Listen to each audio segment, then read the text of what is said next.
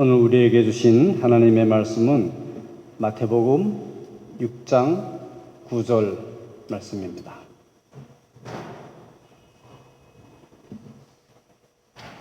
한 목소리로 함께 읽겠습니다. 그러므로 너희는 이렇게 기도하라. 하늘에 계신 우리 아버지여, 이름이 거룩히 여김을 받으시오며. 지난주에는 하늘에 계신 우리 아버지에 대한 말씀을 묵상하였고, 오늘은 아버지의 이름이 거룩히 여김을 받으시오며 하는 그 예수님의 말씀의 그 뜻을 함께 이제 상고하고 나누도록 하겠습니다. 그 하늘에 계신 우리 아버지라고 말씀을 하셨는데요. 이게 누가 말씀하신 거냐면 바로 예수님께서 말씀하신 거예요. 그러니까 예수님이 육신의 몸을 입고 이 세상에 오셔서 제자들에게 많은 것을 가르쳐 주셨는데, 많은 이적을 행하시고 많은 가르침을 내려주셨지만 제자들이 한 가지 관심이 가지는 부분이 있었는데, 그것이 뭐냐면 예수님께서 늘 한적한 곳에 가서 기도하시는 모습을 많이 봤어요. 기도하시고 와서 또 많은 이적을 행하시고 많은 분들을 고쳐주시고 가르쳐주시고, 또 그것이 끝나면 바로 예수님은 또 한적한 곳에 가서 기도하시는 모습. 그 예수님이 기도하시는 그 모습을 보고 제자들이 좀 따라하려고 했지만, 이 제자들이 따라하려고 해도 기도를 어떻게 해야 될지를 잘 몰랐어요. 그 당시에 세례 요한도 그랬고, 많은 그 교계의 지도자들이, 바리새인이나 사두개인들 같은 사람들도요, 기도를 제자들에게 가르쳐 줬거든요. 어떻게 기도하라고. 제자들이 이제 기도를 가르쳐 달라고 예수님께 와서 부탁을 하니까 예수님께서는 기도를 하나 가르쳐 주셨는데, 이 기도가 우리가 많이 알고 있는 주기도문이에요. 그런데 주기도문은 어렸을 때부터 교회에 나가면 그냥 처음에 배우는 것이 주기도문이니까 아무 생각 없이 그냥 기계적으로 다 외웠어요. 하늘에 계신 우리 아버지, 이름이 거룩히 여기심을 받으시오며, 이렇게 외우고 생각을 별로 안 하고 기도를 했던 기도문의 대표적인 기도문이 주기도문일 거예요. 그런데 이 주기도문은 그야말로 예수님의 기도의 비밀이 여기에 숨어 있는 거예요. 지난번에는 우리가 하늘에 계신 우리 아버지, 하늘에 우리의 아버지가, 영원하신 아버지가 계시다라고 하는 것을 잠깐 나눴지만, 오늘은 하늘에 계신 우리 아버지여, 이름이 거룩히 여김을 받으시오며, 이 말씀을 한번 우리가 이제 묵상하면서 이름이 거룩히 받으시는다는 그 의미가 무엇인지를 잠깐 이제 함께 나누려고 합니다. 이 기도는 예수님의 기도였어요, 처음에. 그렇죠? 예수님께서 이렇게 기도하시는 거예요. 하늘에 계신 아버지, 하늘에 계신 우리 아버지의 당신의 이름이 거룩히 여기심을 받길 원합니다. 이 말씀의 뜻은 말이에요, 예수님께서 세상에 오셔서 하나님이 맡겨주신 그 구속사역, 인간을 죄에서 구원하시기 위한 사역을 하시면서 결국에는 십자가에 못 박혀 죽으시고, 죽은 지 사흘 만에 다시 부활하시는 그것을 다 포함해서 하나님께서 친히 인간의 모습을 하고 오셔서 인간으로 세상에 오셔서 인간을 구원하시는 그 모습을 가지신 아버지예요. 그러니까 예수님의 그 사역이 바로 하늘에 계신 우리 아버지의 모습이었다는 거예요. 아버지라고 하는 것이 거룩히 여김을 받으셔야 되는 주체가 되신 거예요. 그 거룩히 여긴다는 뜻은 하나님의 이름을 존중한다고 하는 의미가 있어요. 하나님의 이름은요, 그 당시에 유대교의 교인들은 다 알고 있어요. 하나님의 이름이 얼마나 엄숙하고 위대하고 놀라운지 히브리어로 하나님의 이름을 부르지도 쓰지도 못했어요. 그거 아시죠? 하나님이라는 이름을 감히 입 밖에 내지도 못하는, 그 당시에 유대인들은 다 그렇게 알았어요. 그래서 하나님의 이름은 지금도 히브리어로 세자를 쓰지만 그것을 감히 입 밖에 내지 못해요. 하나님이라고. 그래서 이스라엘 사람들은 그것을 어떻게 읽었냐면 아도나이 이렇게 읽었어요. 아도나이, 주님, 주시여, 우리의 주인이십니다 라고 했지 감히 하나님의 이름을 입에 올리지도 못했어요. 그런데 예수님께서 오셔서 아버지의 이름이 하나님의 이름이시다라고 하는 것을 우리에게 부르라고, 하늘에 계신 우리 아버지 하나님의 이름을 부르라고, 아버지라고 부르라고 가르쳐 주신 거예요.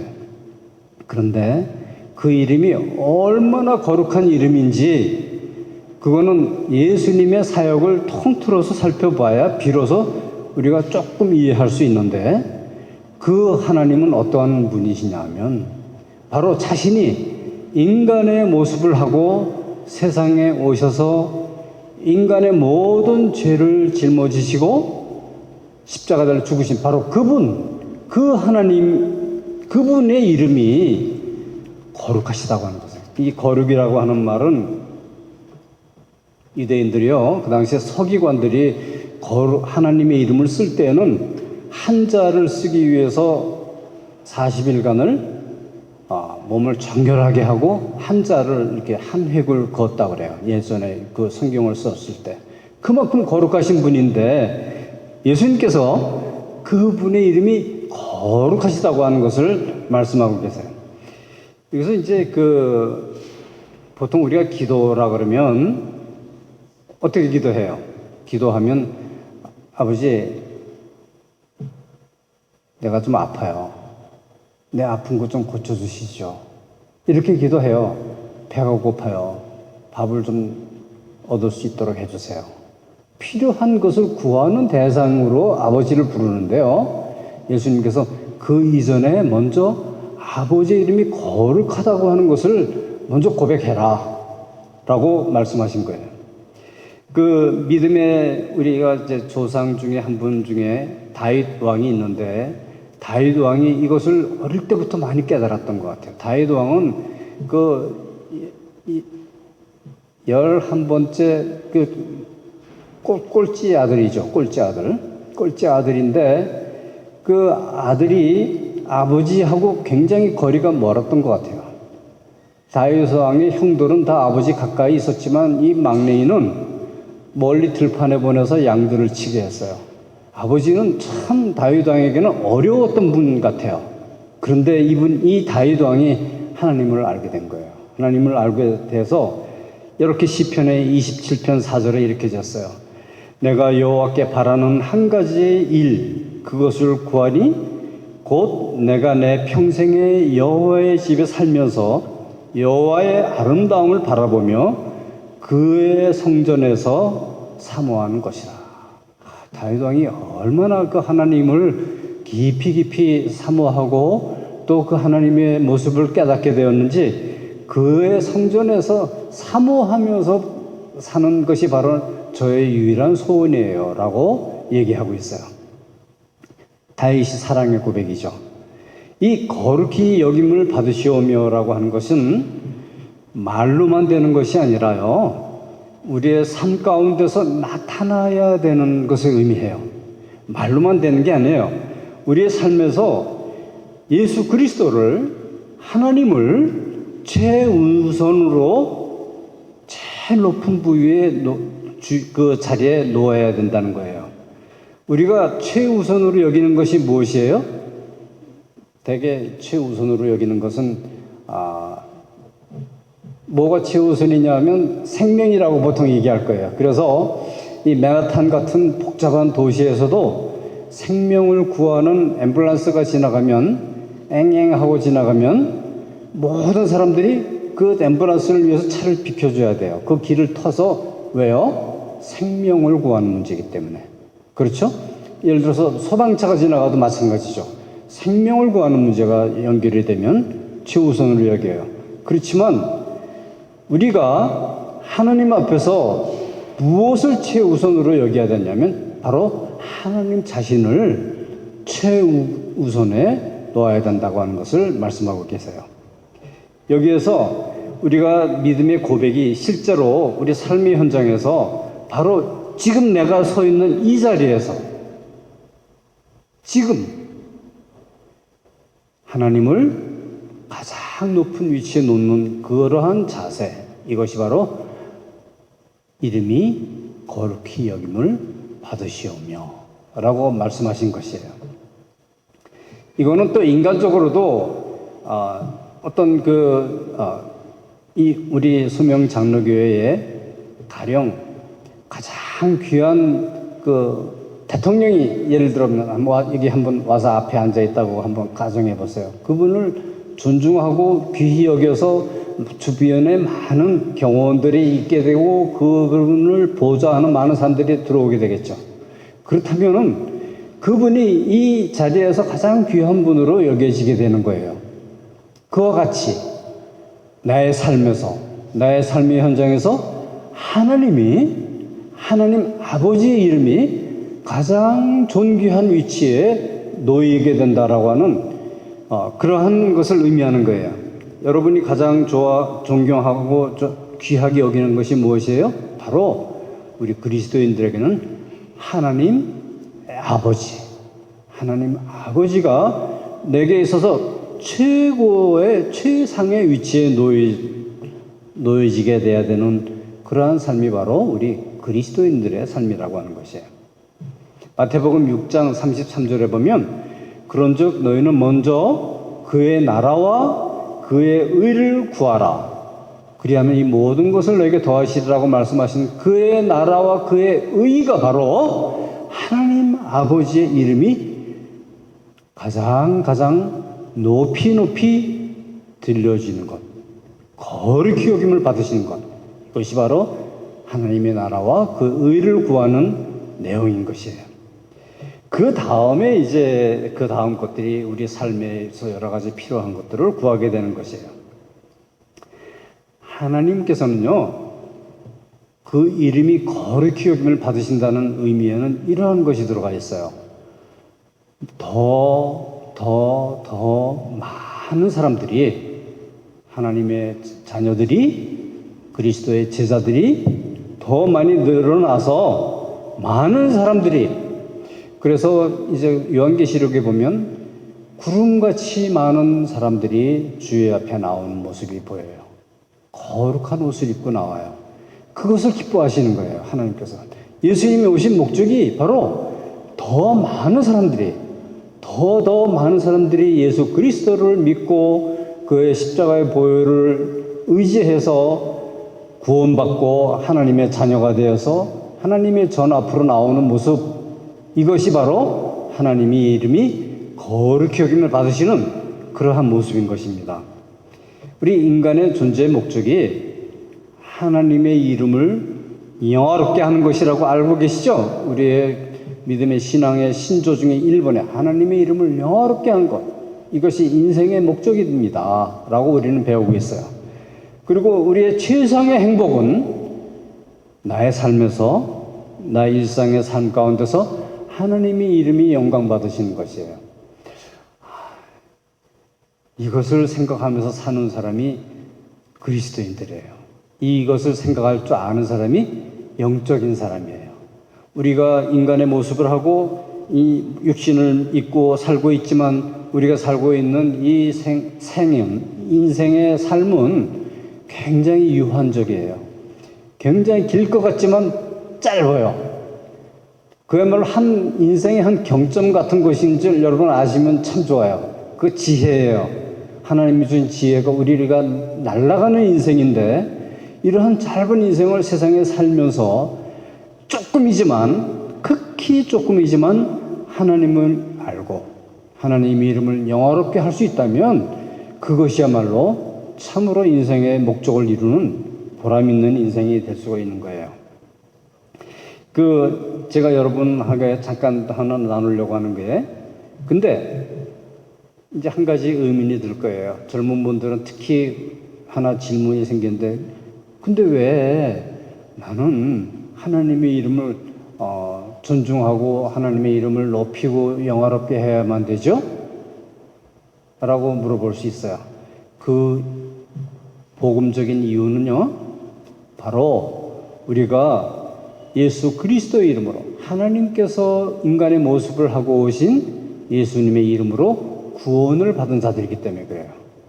이 구원받았다고 하는 것은 이런 의미가 있어요. 마가복음 10장 45절에 보면, 인자가 온 것은 섬김을 받으려 함이 아니라 도리어 섬기려 하고 자기 목숨을 많은 사람의 대속물로 주게 하려 함이라 라고 말씀하셨어요. 그러니까 하나님이 인간의 모습을 하고 세상에 오셔서 인간을 섬기셨단 말이에요. 자기의 목숨을, 자기의 몸을 인간의 대신 제물로 삼아서 드렸단 말이에요. 그렇기 때문에 하나님의 이름이 거룩히 여김을 받으셔야 되는 그 이유가 된다고 말씀하신 거예요. 우리는 주님의 이름 때문에 심판의 자리에 나가지 않고 구원을 얻게 되었다는 것이 또 있어요. 빌립보서 2장에 보면, 사람의 모양으로 나타나사 자기를 낮추시고 죽기까지 복종하셨으니 곧 십자가에 죽으십니다. 이러므로 하나님이 그를 지극히 높여 모든 이름 위에 뛰어난 이름을 주셨다고 했어요. 그렇기 때문에 이 예수님의 그 이름이, 하나님의 이름이 뛰어난 모든 이름 위에 뛰어난 이름이 되었다고 하는 사실이에요. 주님의 이름을 어떻게 그러면 높일 수 있나? 실제적으로 우리의 삶에서 주님의 이름을 높이는 방법은 어떤 게 있을 것 같으세요? 첫 번째는 주님의 이름을 찬양하는 것. 찬양하는 것. 하나님 주님의 이름을 높이는 것. 이것이 주님의 이름을 높이는 것이에요. 아침에 일어나서 찬송가를, 제가 아는 친구 선교사님 한 분은 찬송가를 7장씩 꼭 부른다 그래요. 7장씩을 찬송을 먼저 부르고 그 다음에 말씀을 보고 기도하고 시작한다고 그래요. 찬양을 하는 거예요. 주님의 이름을 찬송하는 거예요. 저는 오늘 오면서 우연히 한 7, 8년 전에 우리 소명장로교회 여기 찬양대가 가득하게 서가지고 찬송하는 모습을 동영상으로 올린 걸 보게 되었는데, 그렇구나. 소명장로교회가 이렇게 많은 청년들이 나와서 찬양을 하던 교회였구나 하는 생각을 하면서 다시 한번 그러한 일들이 일어나기를 소원하는 마음이 들었어요. 여기에 많은 젊은이들이 여기를 가득 메우고 찬양할 수 있는 그러한 시간이 속히 오기를 기도하게 되겠어요. 그러기 위해서는 우리는 전도하는 거예요. 전도는 단지 한 사람을 교회에 데리고 오는 것만 의미하는 것이 아니에요. 그 사람의 인생을, 그 사람의 삶을 하나님 앞으로 이끌어 드리는 거예요. 천국으로 이끌어 드리는 것. 이것이 전도예요. 그렇기 때문에 그리스도인들은, 하나님의 자녀들은 반드시 전도해야만 해요. 그게 하나님의 자녀의 마크 중에 하나예요. 하나님의 자녀의 마크는 그리스도의 사랑을 마음에 가지고 있는 것이고, 그 사랑을 다른 사람에게 나눠주는 것. 이것이 하나님의 자녀의 마크예요. 그 다음에 하나님을 경배하고 찬양하는 거예요. 궁극적으로는 우리는 하나님 나라에 가서 하는 일이 무엇인가 하면 하나님을 찬양하는 것이에요. 하나님을 찬양하는 것이 우리의 성도들의 궁극적인 삶이에요. 영원히 우리는 주님을 찬양할 거예요. 그 찬양하는 것이 바로 하나님의 이름을 높이 드리고 영화롭게 하는 그리스도인들의 삶이라는 거예요. 우리가 비록 지금 세상에 살면서 어떠한 경우는 예수님을 믿는다는 이유 때문에 어떠한 물질적인 손해라고 얘기할 수도 있겠지만 조금 손해를 보는 한이 조금 있더라도 우리가 주님 앞에서 주님을 섬기겠다라고 하는 그런 바른 결정을 내리고 나는 주님을 섬기고 주님을 찬양하고 전도하고 주님을 경배하는 일을 내 삶에서 제1순위로 삼면서 할 것이야 라고 하면 하나님께서 그의 삶을 통해서 영광을 받아주실 것입니다. 여러분, 우리가 세상에 살면서요 굉장히 긴 삶 같지만 길지 않아요. 굉장히 짧아요. 이 짧은 기간 동안에 하나님이 기뻐하시고 하나님이 영광 받으시는 그러한 복된 삶, 복된 인생이 되기를 주님의 이름으로 축복합니다. 시편 29장 2절에 보면 여호와께 그의 이름에 합당한 영광을 돌리며 거룩한 옷을 입고 여호와께 예배할지어다. 시편 기자는 이렇게 기도했고요. 우리가 잘 아는 로마서 12장 1절 사도 바울은 우리에게 그러므로 형제들아 내가 하나님의 모든 자비하심으로 너희를 권하노니 너희 몸을 하나님이 기뻐하시는 거룩한 산 제물로 드리라.